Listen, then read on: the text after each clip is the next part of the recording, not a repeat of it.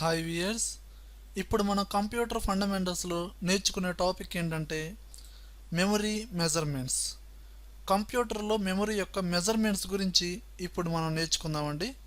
చూడండి వియర్స్, వరల్డ్లో ఉన్న ఈచ్ అండ్ ఎవ్రీ ప్రోడక్ట్కి ఒక మెజర్మెంట్ అనేది ఉంటుందండి. ఓకేనా? ఇప్పుడు జనరల్గా చూసుకుంటే ఇక్కడ ఒక హాల్ ఉందండి. ఈ హాల్లో చాలా థింగ్స్ ఉన్నాయి, అంటే చైర్స్ ఉన్నాయి, టేబుల్స్ ఉన్నాయి, వాల్స్, ఇవన్నీ జనరల్గా ఉన్నాయండి. ఇప్పుడు ఇప్పుడు ఈ వాల్ హైట్ ఎంత ఉండిద్దండి? ఒక 8 ఫీట్ ఉండిద్ది. అలానే ఇక్కడ టేబుల్స్ ఉన్నాయి కదా, మొత్తం ఇక్కడ ఎన్ని టేబుల్స్ ఉంటాయి? మొత్తం ఒక 4 టేబుల్స్ ఉన్నాయండి. అలానే ఇక్కడ చైర్స్ ఉన్నాయి కదా, ఈ చైర్ వెయిట్ ఎంత ఉండిద్దండి? మ్యాక్సిమం ఒక 2 కేజీస్ ఉండిద్ది. అంటే ఎగ్జాక్ట్గా 2 అని కాదు, ఎంతో కొంత 2 కేజీస్ ఉండిద్ది. ఓకేనా? అలా ఇప్పుడు పర్టికులర్గా చూసుకుంటే ఒక వాల్ని చూసుకుంటే ఫీట్స్ ఇంచెస్లో, కొన్ని నెంబర్స్లోను, కొన్ని కేజెస్లోను, అలానే వాటర్ని లీటర్స్తోనూ, ఈ విధంగా కొన్ని మెజర్మెంట్స్ అనేవి ఉంటాయండి. అలానే కంప్యూటర్లో ఉండే డేటా కూడా సమ్ మెజర్మెంట్ ఉంటుందండి. ఓకేనా? ఆ డేటా అనేది ఎలా ఉంటుందంటే, ఇప్పుడు నేను టైప్ చేసే లాంగ్వేజ్, ఇప్పుడు మన ఇంటర్నేషనల్ లాంగ్వేజ్ ఏంటండి? ఇంగ్లీష్. ఓకేనా? అంటే అదేంటండి? Human language. మరి కంప్యూటర్కి అర్థమయ్యే లాంగ్వేజ్ ఏంటి? Machine language. ఓకేనండి? దానికి హ్యూమన్ లాంగ్వేజ్ తెలియదండి. ఓకేనా? మన ఇంగ్లీష్లో 26 క్యారెక్టర్స్, అంటే A to Z క్యారెక్టర్స్ ఎలా అయితే తెలుసో దానికి తెలిసింది ఓన్లీ 2 డిజిట్సేనండి. అవి జీరోస్, వన్స్. ఓకేనండి? ఇప్పుడు మనకి జనరల్గా ఈ 26 క్యారెక్టర్స్ A to Zని వాటిని యూజ్ చేసి వర్డ్స్, సెంటెన్స్, పారాగ్రాఫ్స్, స్టోరీస్ ఇవన్నీ జనరల్గా జనరేట్ చేసామండి. అలానే దానికి తెలిసిన ఈ జీరోస్, వన్స్ దాన్ని ఏమంటారంటే బైనరీ లాంగ్వేజ్ అంటారు. ఓకేనండి? ఆ జీరోస్, వన్స్ని యూజ్ చేసి అది జనరేట్ చేసుకుంటూ ఉండిద్ది. అది దాని లాంగ్వేజ్ మనకు అర్థం అవుదండి.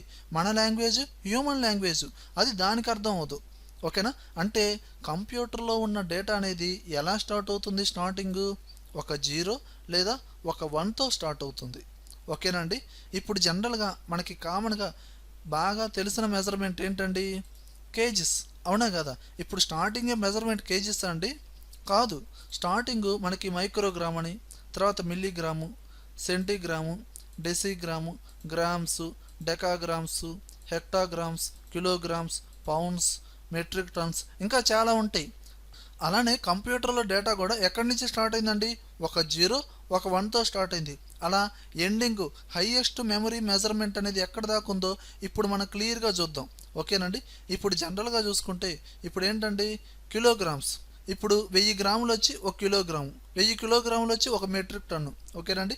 ఈ విధంగా చూసుకుంటే అలా మెజర్మెంట్స్ ఎలా అయితే ఉన్నాయో మన కంప్యూటర్లో డేటా కూడా ఎలా ఉన్నాయి ఏందనేది ఇప్పుడు చూద్దాం. ఓకేనా? చూడండి, ఇప్పుడు కంప్యూటర్లో డేటా అనేది ఎలా స్టార్ట్ అయింది? ఒక జీరో లేదా ఒక వన్. ఓకేనా? అలా ఒక జీరో లేదా ఒక వన్ వచ్చి 1 బిట్ అంటారు. ఓకేనండి? అలానే 4 బిట్స్. ఓకేనా? 4 బిట్స్ వచ్చి 1 నిబిల్. అలానే 8 బిట్స్, 8 బిట్స్ కావచ్చు, 2 నిబిల్స్ కావచ్చు, రెండు ఒకటే కదా. 8 బిట్స్ వచ్చి 1 బైట్. ఓకేనండి? ఈ విధంగా. అలానే 1024 బైట్స్ వచ్చి, ఓకేనా, ఇక్కడ నుంచి కంటిన్యూస్గా ఉండిద్దండి. ఇప్పుడు మనకు 1000 గ్రాములు, 1000 కిలోగ్రాములు ఎలా అయితే ఉంటే కంటిన్యూస్గా ఉండిద్ది. 1024 బైట్స్ వచ్చి 1 కిలోబైట్, అంటే కేబీ. అలానే 1024 కేబీ వచ్చి 1 మెగాబైట్. ఓకేనా? అలానే 1024 ఎంబీ, అంటే మెగాబైట్ వచ్చి 1 జిగాబైట్. ఓకేనా? ఇప్పుడు జనరల్గా చూసుకుంటే కిలోబైట్స్లో మనకి కంప్యూటర్లో డేటా అనేది ఇమేజెస్ ఉంటాయి ఎక్కువగా. ఇమేజెస్ కానీ రింగ్ టోన్స్, ఏది MP3 సాంగ్స్ రింగ్ టోన్స్ ఉంటాయి, ఎందుకంటే అది తక్కువ టైం కదండి. అలానే ఇమేజెస్ కూడా ఎక్కువగా మనకి కిలోబైట్స్లోనే ఉంటాయి, అంటే కేబీస్లోనే ఉంటాయి. కానీ ఒక ఇమేజ్ మంచి హెచ్డి ఇమేజెస్ అనుకోండి, బాగా హై క్వాలిటీ ఇమేజెస్ అనుకోండి, అవి ఎంబీస్లో ఉంటాయి. అంటే 1 MB అని, 2 MBs అని ఇలా ఉంటాయి. అలా 1024 MB వచ్చిందండి 1 జిగాబైట్. అలానే మనకి సాంగ్స్ అయినా, వీడియో సాంగ్స్ అయినా, ఏ అయినా సరే ఎంబీస్లోనే ఉంటాయి. ఓకేనండి? అలానే ఇప్పుడు ఒక మూవీ చూసుకున్నా మనకి ఒక 600 MB నుంచి, అంటే ఆ వీడియో క్లారిటీని బట్టి మెమరీ ఉంటుంది. వీడియో క్లారిటీ బాగా ఎక్కువగా ఉందనుకోండి జీబీలో ఉండొచ్చు, తగ్గితే తక్కువగా ఉండొచ్చు, ఏదైనా సరే. అలానే 1024 GB వచ్చి 1 టెరాబైట్. ప్రజెంట్ మనం యూజ్ చేసే హార్డ్ డిస్క్లు అయినా, పెన్ డ్రైవ్స్ అయినా, మెమరీ కార్డ్స్ అయినా అన్నీ జీబీలోనే తీసుకుంటాం. ఓకేనండి? అలా ఎక్స్టర్నల్ హార్డ్ డిస్క్లు ప్రజెంట్ మనం ఎక్కువగా యూజ్ చేసేది టెరాబైట్లే. టెరాబైట్ కన్నా ఎక్కువగా ఎవడు యూజ్ చేయట్లేదండి. ఈ రోజుల్లో టెరాబైట్లే బాగా. మినిమం సిపియూలో హార్డ్ డిస్క్ కెపాసిటీ టెరాబైట్లోనే తీసుకుంటున్నాడు, 1 టెరాబైట్. ఓకేనా. అలానే 1024 టీబీ అంటే టెరాబైట్ వచ్చి 1 ఎక్సాబైట్. ఓకేనా. అలానే 1024 ఎక్సాబైట్ వచ్చి 1 జెటాబైట్. రోబో సినిమా చూశారు కదా, వాడేమంటాడు, స్పీడ్ 1 టెరాబైట్, మెమరీ 1 జెటాబైట్ అంటాడు. అంటే వాడి ర్యామ్ వచ్చి 1 టెరాబైట్ అంట, అండ్ మెమరీ హార్డ్ డిస్క్ వచ్చి 1 జెటాబైట్ అంట. మనకి జెటాబైట్ అంటే తెలియదు కదా, ఇంతవరకు అంత కెపాసిటీ ఎవరు వాడట్లా. మ్యాక్సిమం సైంటిస్టులు వాడుతున్నారే. ఒకవేళ మనం జనరల్గా మార్కెటింగ్ ఫీల్డ్లో ఎక్కడైనా సరే బిజినెస్ ఫీల్డ్లో జెటాబైట్ కదా, హెక్సాబైట్ కూడా ఎవడు వాడట్లా, టీబీలో వాడుతున్నాం. ఒక 1 టీబీ 2 టీబీ అలా వాడుతున్నారు. అంటే ఈ వీడియో మిక్సింగ్ షాపుల్లో అయితే మినిమం వాళ్ళు 4 టీబీ అలా యూజ్ చేస్తూ ఉంటారు, ఎందుకంటే వాళ్ళకి మెమరీ అనేది ఎక్కువ కావాలి కాబట్టి. అలానే జెటాబైట్ కన్నా ఇంకా ఎక్కువగా ఉందండి. 1024 జెటాబైట్ వచ్చి 1 యోటాబైట్. అలానే 1024 యోటాబైట్ వచ్చి 1 బ్రాంటోబైట్.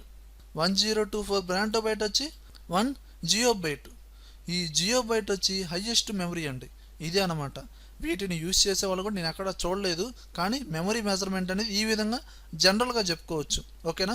అంటే కంప్యూటర్లో డేటా అనేది ఒక 0 నుంచి ఒక 1తో స్టార్ట్ అయ్యి ఒక జియోబైట్తో ఎండ్ అవుతుందన్నమాట. ఇది ఎంతకన్నా ఇంకా వచ్చినా రాలేదో నాకైతే ఐడియా లేదు, చూసుకోండి ఒకసారి.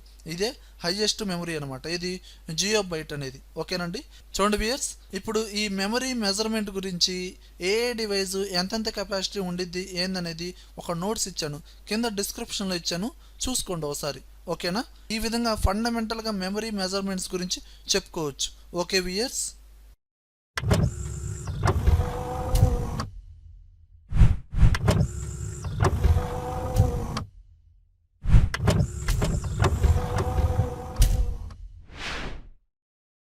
అందుకని ప్రైమరీ మెమరీ యూనిట్ని టెంపరరీ మెమరీ యూనిట్ అంటారు.